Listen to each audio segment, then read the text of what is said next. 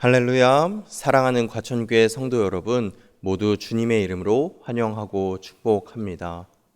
또 어제 주일을 지나서 오늘 이렇게 한 주를 시작하는 월요일인데, 오늘 이 하루도 주님 안에서, 이 한 주간도 주님 안에서 살아가는 우리 모두가 되기를 간절히 축원합니다. 기도하겠습니다. 전능하신 하나님 아버지, 오늘도 주님께서 불러주셔서 주님 안에 말씀 앞에 섭니다. 이 은혜의 자리로 불러주셔서 감사하고, 우리가 살아갈 때 주님의 도우심 없이는, 주님의 말씀 없이 살아갈 수 없음을 고백합니다. 주님, 오늘 저희에게 넉넉한 은혜 베풀어 주시옵소서. 오늘 저희가 주님과 늘 동행하게 하여 주시옵소서. 또한 오늘 이 하루 말씀을 듣고 말씀대로 살아갈 수 있는 우리의 그 용기와 담대함을 허락하여 주시옵소서. 주님께서 주시는 말씀의 은혜로 이 하루 승리하며 살아가게 하여 주시옵소서. 모든 말씀 살아계신 예수 그리스도의 이름으로 기도드립니다. 아멘. 오늘 우리에게 주시는 하나님의 말씀은 에스겔 19장 1절에서 14절까지의 말씀입니다. 주님 감사합니다. 에스겔 19장 1절에서 14절까지의 말씀 제가 봉독하겠습니다. 너는 이스라엘 고관들을 위하여 애가를 지어 부르라. 내 어머니는 무엇이냐? 암사자라. 그가 사자들 가운데에 엎드려 젊은 사자 중에서 그 새끼를 기르는데, 그 새끼 하나를 키우매 젊은 사자가 되어 먹이 물어뜯기를 배워 사람을 삼키매, 이방이 듣고 함정으로 그를 잡아 갈고리로 꿰어 끌고 애굽 땅으로 간지라. 암사자가 기다리다가 소망이 끊어진 줄을 알고 그 새끼 하나를 또 골라 젊은 사자로 키웠더니, 젊은 사자가 되매 여러 사자 가운데에 왕래하며 먹이 물어뜯기를 배워 사람을 삼키며, 그의 궁궐들을 헐고 성읍들을 부수니 그 우는 소리로 말미암아 땅과 그 안에 가득한 것이 황폐한지라. 이방이 포위하고 있는 지방에서 그를 치러 와서 그의 위에 그물을 치고 함정에 잡아 우리에 넣고 갈고리를 꿰어 끌고 바벨론 왕에게 이르러 나니, 그를 옥에 가두어 그 소리가 다시 이스라엘 산에 들리지 아니하게 하려 함이라.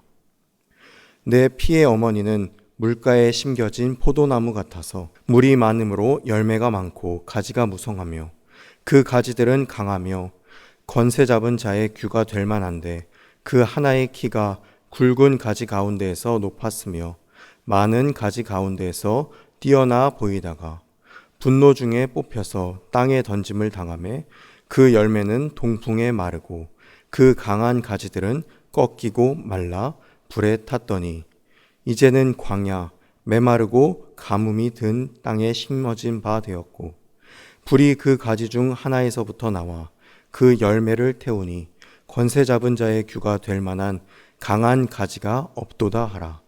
이것이 애가라. 후에도 애가가 되리라. 아멘. 사랑하는 성도 여러분, 오늘은 이 에스겔 19장의 말씀으로 하나님의 은혜를 나누기 원합니다. 이 본문은 얼핏 읽으면 시처럼 보이기도 하고 또 노래처럼 들립니다. 맞습니다. 노래는 노래인데, 이 노래는 기쁨의 노래가 아니라 바로 슬픔의 노래입니다. 그렇기 때문에 하나님께서 에스겔에게 이스라엘 방백들을 위하여 애가를 지으라, 슬픔의 노래를 지으라 라고 하셨습니다. 상실과 절망, 무너진 통치와 그 사라진 희망을 노래하는 것이죠. 그런데 사실 이 애가는 이스라엘의 그 슬픔의 노래이기도 하지만 하나님의 슬픔의 노래이기도 합니다. 하나님께서 이토록 비통하게 탄식하시는 이유가 무엇일까요? 이스라엘의 왕이 무너졌기 때문이 아니라 이스라엘 백성들 가운데 하나님의 통치가 사라졌기 때문입니다. 하나님 없는 리더십, 말씀을 사모하지 않는 지도자, 은혜 없는 백성들, 그것이 오늘 이 애가의 핵심 내용입니다. 에스겔은 이 애가를 통하여서 두 가지의 비유를 우리에게 들려주는데, 첫 번째는 사자의 이야기입니다. 먼저 에스겔은 한 어미 사자 이야기하는데, 그 어미 사자는 젊은 사자들을 길렀고 그 중 하나가 자라나서 사자들 중에 사자가 되었다고 이야기합니다. 이 젊은 사자는 먹이를 움키고 사람을 삼키며 주변에 두려움을 주는 존재가 되었습니다. 아주 장성하고 잘 자라났죠. 그러나 결국 그는 이방인의 손에 잡혀서 세사르스에 묶여 애굽으로 끌려갔다 이야기합니다. 여기서 말하는 어미 사자는 남유다 왕국, 또 젊은 사자는 대부분 여호아스 왕으로 성경의 주석가들은 해석합니다. 그는 유다 왕 요시야의 아들로 아버지의 갑작스러운 죽음 이후로 그 왕위에 올랐지만 3개월 만에 애굽 왕 느고에 의해서 폐위되고 포로로 끌려가게 되죠. 아버지의 신앙은 훌륭했지만 자녀는 그렇지 못했습니다. 그래서 그는 겉으로는 왕이었지만 실상은 하나님의 뜻을 따르지 않았고, 그래서 하나님께서도 그를 보호하지 않으셨던 것입니다. 여기서 우리는 중요한 사실을 알게 됩니다. 하나님의 백성에게 중요한 것은 왕이 있는가 왕이 없는가가 아니었습니다. 그 이스라엘 백성들에게 중요한 건, 또 우리에게 중요한 건 누가 왕인가, 바로 하나님이 우리의 왕이 되시는가, 이것이 우리에게 가장 중요합니다. 아무리 권력이 있어 보여도 하나님의 말씀 위에 서 있지 않는다면, 하나님을 사랑하지 않는다면 그것은 모래 위에 지은 집일 뿐입니다. 여호아스는 정치적으로는 왕이었고 또 뛰어나 보였지만 하나님의 언약 안에서는 이미, 하나님의 눈으로 보기에는 이미 무너진 왕이었습니다. 그래서 그는 결국 사자처럼 보였지만 실제로는 애굽에게 힘없이 끌려가는 동물에 불과했죠. 그래서 성경은 우리에게 묻습니다. 우리는 하나님 앞에서 어떻게 살아가는가? 가정에서든 교회에서든 사회에서든 진짜 중요한 것은 바로 이것입니다. 하나님 없이 자란 사자는 사자일 수가 없고, 하나님 없는 왕은 왕일 수가 없습니다. 여호아스 왕은 결국 사로잡히고 말았죠. 우리도 이 말씀을 보면서 사람의 외모나 사람의 능력을 보지 않고 하나님 앞에서 겸손하게 살아가고 하나님의 말씀에 순종하며 살아가는 그리스도인이 되어야 할 것입니다. 이어서 에스겔은 또 다른 사자의 이야기를 노래합니다. 어미 사자는 첫째가 끌려가자 다시 또 다른 새끼를 택해서 또 젊은 사자로 삼습니다. 이 사자는 더 강했습니다. 사람을 삼키고 성읍을 황폐하게 하고 땅을 두려움으로 뒤덮습니다. 한때 그는 왕의 권세를 가졌고 또 열방을 두렵게 만들 정도였지만, 이 사자도 결국은 사면에서 덮쳐오는 그 이방인에게 사로잡혀 쇠사슬에 묶이고 바벨론으로 끌려가게 됩니다. 이 사자는 대부분의 성경 주석가들이 여호와긴으로 해석합니다. 그는 실제로 통치력을 가지고 있었던 왕이었고 카리스마도 있었습니다. 또한 각 나라 간의 그 관계에서 정치를 잘 해보려 했습니다. 겉으로 보기엔 용맹하고 사람을 이끄는 지도자였지만, 그러나 결국은 백성을 살리는 것이 아니라 백성을 짓밟는 결과를 낳았습니다. 사랑하는 성도 여러분, 지도자의 실패가 백성들의 고통으로 이어지고 또 결국 그 땅에서 사람의 소리가 사라질 정도로 공동체 전체가, 그 이스라엘 백성 전체가 무너져 버렸다고 이야기합니다. 이렇듯 하나님을 경외하지 않는 지도자는 자신의 야망을 위해서 백성들을 삼켜내고 또 영혼을 돌보는 대신에 자신의 성공과 업적을 위해서 사람들을 이용합니다. 이것이 바로 에스겔이 말한 리더십의 몰락인 것입니다. 이러한 안타까운 모습의 리더십에 대해 예수님께서는 우리에게 이렇게 말씀하셨습니다. 인자는 섬김을 받으러 온 것이 아니라 도리어 섬기러 왔고 자기 목숨을 많은 사람의 대속물로 주려 함이라. 아멘. 참된 리더는 이렇듯 사람을 살리고 품고 책임지는 사람입니다. 하나님의 통치를 받는 사람은 자신의 힘을 마구 이용하는 것이 아니라 그 힘을 내려놓고 사람들을 섬기고 그렇게 사람들 돕는 사람임을 꼭 기억하시기 바랍니다. 그리고 겸손하게 이렇게 사람들을 섬기는 저와 여러분 되기를 간절히 소망합니다. 그리고 오늘 본문의 이야기는 세 번째 장면, 마지막 비유를 이야기합니다. 이전까지는 사자의 이야기였다면 이제는 포도나무의 이미지를 말하고 있죠. 성경에서 포도나무는 이스라엘 백성들을 상징합니다. 하나님께서는 이스라엘 백성들을 자신의 포도원에 심으셨고 좋은 열매를 기대하셨습니다. 그러나 이스라엘 백성들은 들포도만 씹었고 결국 그 뿌리마저도 뽑혔다, 그렇게 이야기합니다. 오늘 본문 10절 말씀입니다. 내 피의 어머니는 물가에 심겨진 포도나무 같아서 물이 많으므로 열매가 많고 가지가 무성하며. 원래는 이렇게 하나님의 은혜 속에 심긴 나무, 생수 곁에 뿌리를 두고 자라며 풍성한 가지를 뿜어내는 그런 가지를 뻗는 나무였는데 정말 아름다운 모습이었는데, 그러나 이 나무는 곧 심판을 받습니다.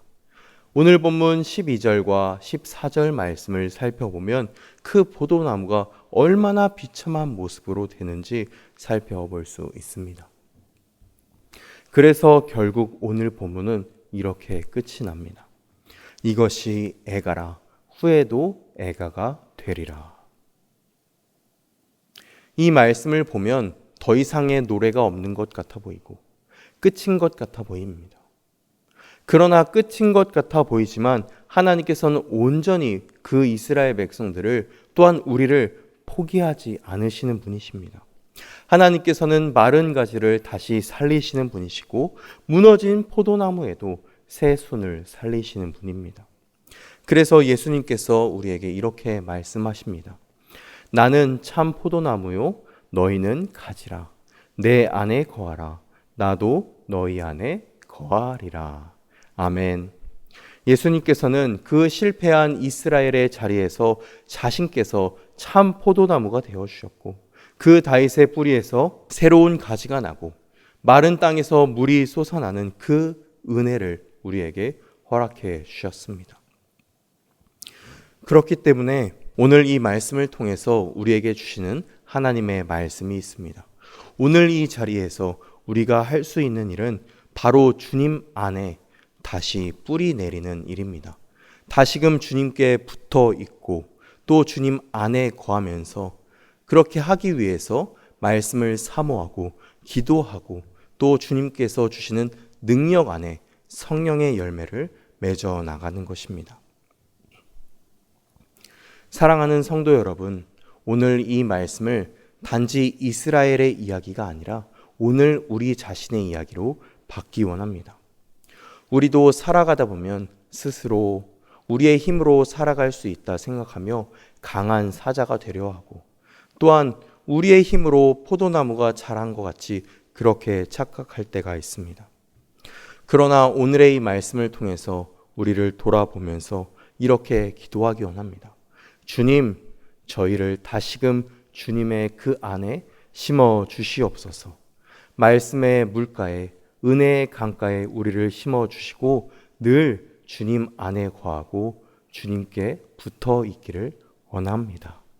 그렇게 기도하며 오늘 이 하루 살아가시며 그렇게 우리의 영혼이 다시금 소생되고 열매 맺는 모든 하나님의 백성들이 되기를 간절히 축원합니다. 기도하겠습니다.